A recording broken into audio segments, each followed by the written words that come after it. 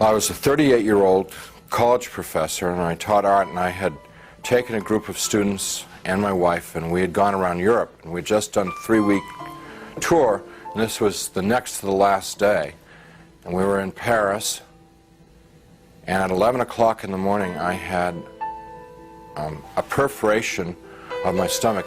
When this happened, the pain was the most acute pain I'd ever experienced in my life, and it just dropped me right down to the ground. And so I'm twisting and kicking and moaning and screaming and yelling around on the floor, and my wife called an emergency, called the desk, and they called an emergency service. A doctor came, and he called an ambulance because he knew what was wrong, and they took me about 8 miles across town to the public hospital, to the General Hospital of Paris, where I was taken into emergency, examined by 2 more doctors who knew exactly what was wrong with me, and then they took me away to the surgery hospital, which was a couple blocks away. And I was parked there because there wasn't any surgeon available to do the surgery. And so there I lay for 8 to 10 hours in that hospital with no medication, no examination, no attention whatsoever, awaiting a surgeon to come to give me this operation that was critical. And it's now 8:30 at night. Nurse came in and said that they were very sorry they weren't able to get a doctor for me, and they'd get one the next day. Well, when she said that, I knew that it was over for me. I knew that I was dead. The only thing that was keeping me alive was I didn't want to die. I was scared to death of dying because, as far as I knew, I was an atheist, non-believer, person who lived for the gratification they could get out of the moment, and like dying to me was like the worst. I mean, next to the pain, dying was the worst thing that could happen to you because it was the end of life and there was no more, there wasn't anything else. But when she said that, the idea of trying to exist for another minute, another hour in this pain, it wasn't worth it anymore. I'd been hanging on in the hopes that they told me that they'd get a doctor and do the surgery and open me up and fix the problem inside of me, but when they said they couldn't get one. So I said to my wife, it's time for us to say goodbye because I'm going to die now. And she got up and she put her arms around me. I'm lying on the bed, and she told me how much she loved me, and I told her how much I loved her, and this makes me really sad to think about this. And we made our goodbyes, you know, said those things that you'd say to the, we'd been married 20 years, say all those kinds of things. I can't tell you because I'll just start crying, but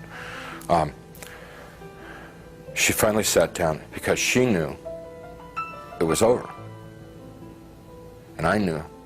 And it was just so hard looking at her crying like that, and I just closed my eyes. Just let it go. And I went unconscious. I probably was unconscious for a very short while. A few minutes, probably. And I was conscious again. And I looked, opened my eyes and looked, and I was standing up next to my bed. And I knew exactly where I was and what the situation was. I mean, there was no confusion in my mind. I felt more alive, more real than I've ever felt in my life. You know, people ask me, you know, were you a ghost? I was just the opposite. Very alive. As I'm looking around the room, I see that there's, underneath the sheet on the bed, there's something under the sheet, a body. And so I bent over the bed, the head was turned away from me, and I looked at the face, and it looked like me. But that wasn't possible because I was standing there. I'm alive, I'm great, you know. I mean, I'm more than great. I'm like, you know. And so I tried to talk to my wife. Can't you hear me? And, can't you hear me? you know, she couldn't hear me or see me. That's not me. But I thought What's going on that she here? just was ignoring me. So I got very angry at her for ignoring me, for not paying attention to me. And I'm screaming and yelling at her, what's going on here? Why is this body in the bed that looks like me, and how to get there and stuff like that. And I had a sneaking suspicion that the body in the bed was me, but I didn't want to think about that because that was too scary. So I'm getting really agitated and upset because this is all too weird. You know, this can't be happening. It's impossible. I've got a hospital gown on, and it's like really, everything's really real. And I hear people calling me outside the room, and they're saying to me in soft, gentle voices, "Howard, you got to come with us now. Come quickly. Come out here." So I go over to the doorway of the room, and there's people out in the hallway, and they're the hallway's dank. It's gray. It's not light or dark. It's just gray, and they're all in grayness, and they're men and women. And what they're wearing might possibly be hospital uniforms. And I asked them if they were from the doctor to take me to the operation. And I told them, I said, I'm really sick and I'm going to have an operation and I'm going to die if I don't get this operation. And I was supposed to have the operation 8 hours ago. And I'm telling them all this stuff. And they're going, well, we know, we understand. You know, you got to come quickly. Howard, come out here. Howard, come quickly. Come with us. Howard, we've been waiting for you. Waiting. I left the room, which was real, clear, bright, and went into the hallway, which was dank and hazy, and followed these people. We had a very long journey. There's no time, and whenever I make a reference to time, it's just an illusion because there was no time in this place. But this journey, if I were to recreate it, I'd have to walk like from Nashville to Louisville or something to recreate the walk with these people. And as we walked, they stayed around me and kept moving me on, and it kept getting darker and darker. They were becoming more and more openly hostile to me. First they were sort of syrupy sweet to get me to go with them, and then when I was going along with them, it was like, hurry up, keep moving, you know, shut up, stop asking questions, you know, they started getting more ugly. And so we get into complete darkness, and I'm absolutely terrified. These people are very hostile, I don't know where I am. I said, I'm not going to go with you any further. They said, you're almost there. And we started to fight. I was trying to get away from them. They were pushing and pulling at me. And there are now a lot of them. What originally had been like a handful now was, since it was darkness, hundreds or thousands. I have no idea. And they're playing with me. You know, clearly they could have just destroyed me if they wanted to. They didn't want to destroy me. What they wanted to do was they wanted to inflict pain on me because they derived, pleasure isn't the right word, but they derived satisfaction out of the pain that I experienced. So what they were doing in the beginning part was, it's real hard for me to talk about, and I'm not going to tell you much about it, just a little bit, because it gets, just gets too ugly. But initially they were like tearing and biting, tearing with their fingernails, scratching, gouging, ripping, and then biting. Trying to defend myself, trying to fight them off, trying to get away from them, but it's like being in a beehive. There's just hundreds of them all over me. And I eventually was just laying on the ground there, all ripped up, pain everywhere, inside, outside. And even harder to bear than the physical pain was the emotional pain of what had just happened to me. The utter degradation that I just experienced. You know, I never once felt that it was unjust or wrong. I heard my voice. It wasn't somebody else's voice. It wasn't the voice of God or anything. It was my voice. And I heard it speak, but I didn't speak it. So whether it's the voice of my conscience or, I don't know what it was just, but I distinctly heard my voice say, pray to God. And so I thought to myself, I don't believe in God. Pray to God. And I'm thinking, even if I could pray, I don't know how to pray anymore. I haven't prayed. And at that time, I probably hadn't prayed in 22, 23 years. So. And so I'm thinking, like, when I was a child, and we said prayers in Sunday school, and we said prayers in church, and what did we say? And I'm trying to think of it, because to me, to pray was to recite something that I'd learned. That's what I thought a prayer was then. So let's see, the Lord is my shepherd. Give us this day our daily bread. My country, 'tis of thee. No, that's not a prayer, that's wrong. Let's see, yea, though I walk through the valley of the shadow of death, 7 years ago, our forefathers. I'm getting all mixed up. I can't remember how to pray.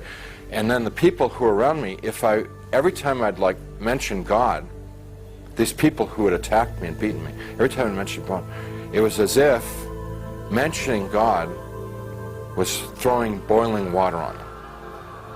They would shriek, they would scream, they would yell, and in worse profanity than anything I've ever heard in this world. The other thing that was happening was that they couldn't bear to be around me talking about God. It was so painful for them to hear about God that they kept backing away. And so I had a sense that I could push them away by talking about God. And so I'm trying to remember prayers, and I'm getting all confused and mixed up, and it was just all crazy, and I'm lying there, and eventually I realized that they're gone, and I'm alone. Now, I was alone there for an eternity, and what I mean by that was absolutely no sense of time. But I thought about my life, thought about what I'd done and what I hadn't done. I thought about the situation I was in, and the conclusion that I came to is that I had lived my adult life, I had lived a selfish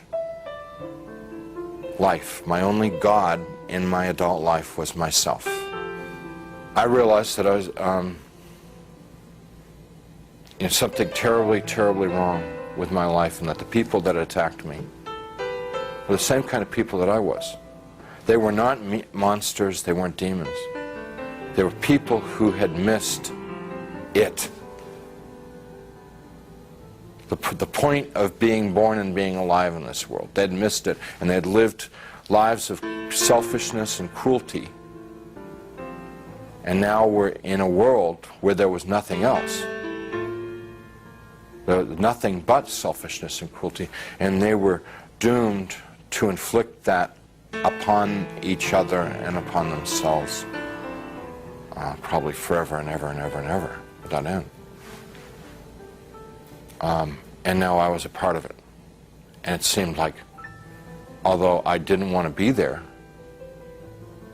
it seemed like probably the right place for me to be. There was a sense of like, this is what I deserve, because this is what I lived. You can't imagine how emotionally painful that was. And I'm lying there for time without end, thinking about my fate. And in the back of my mind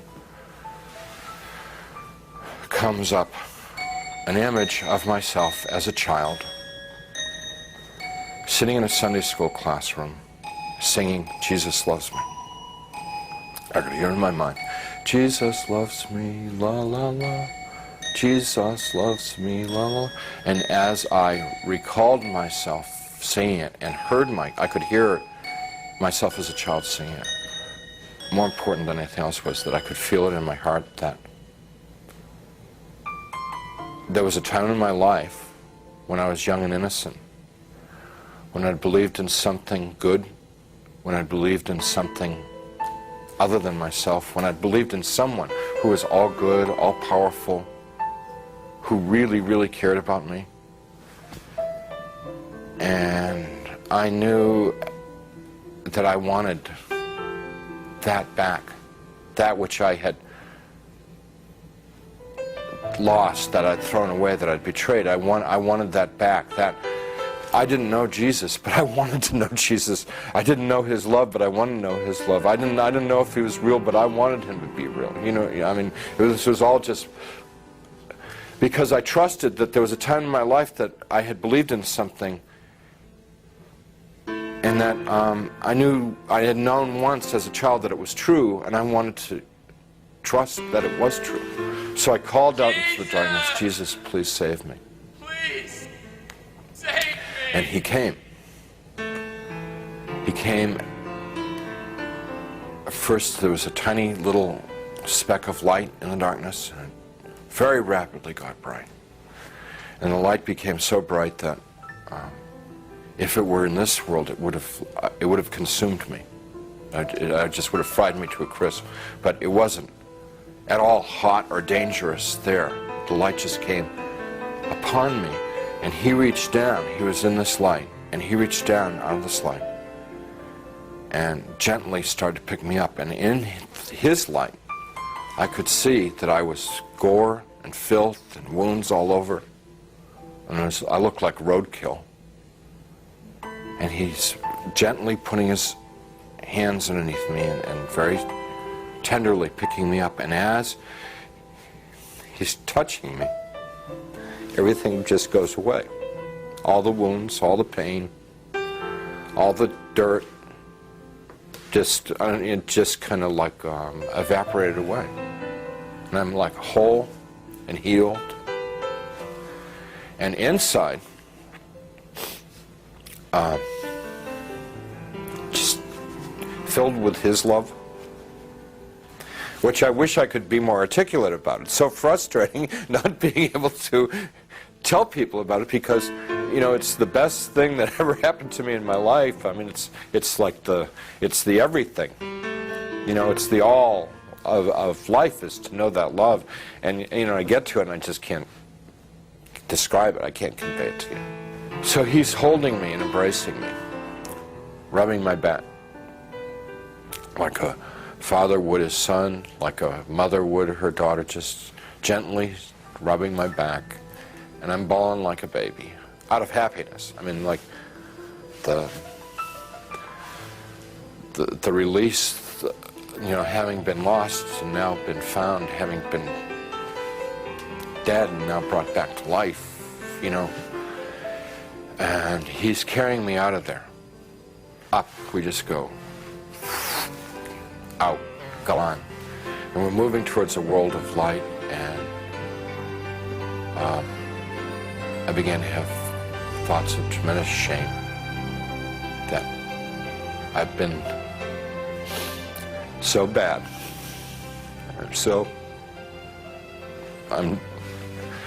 I thought of myself as dirt, garbage, filth. And I thought to myself, he's made a mistake. I don't belong here. He doesn't want me. You know, it's like the shame. Like, how could he care about me? You know, why me? I'm bad. And we stopped.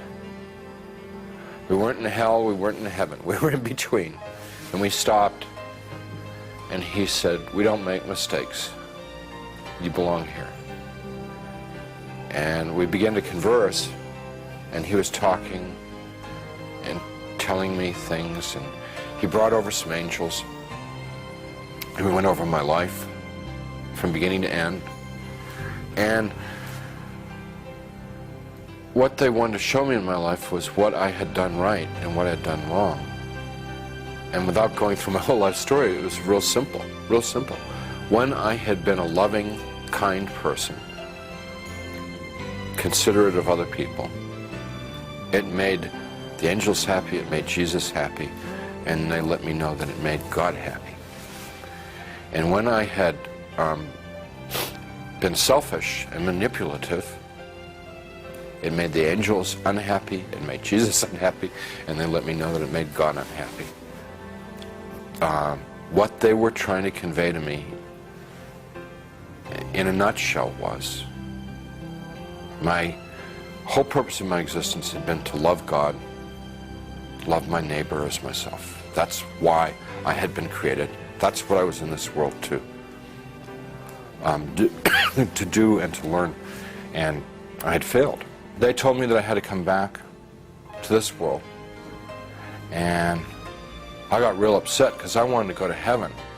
What they told me about heaven, it's like the most fun, most interesting. I mean, it's the most wonderful place. I mean, everybody would want to go to heaven, and I wanted to get there. And they said that I wasn't ready, I wasn't fit, that it wasn't my time to go to heaven. It was my time to come back to this world and try and live the way that God wanted me to live, the way God had created me to live in the first place.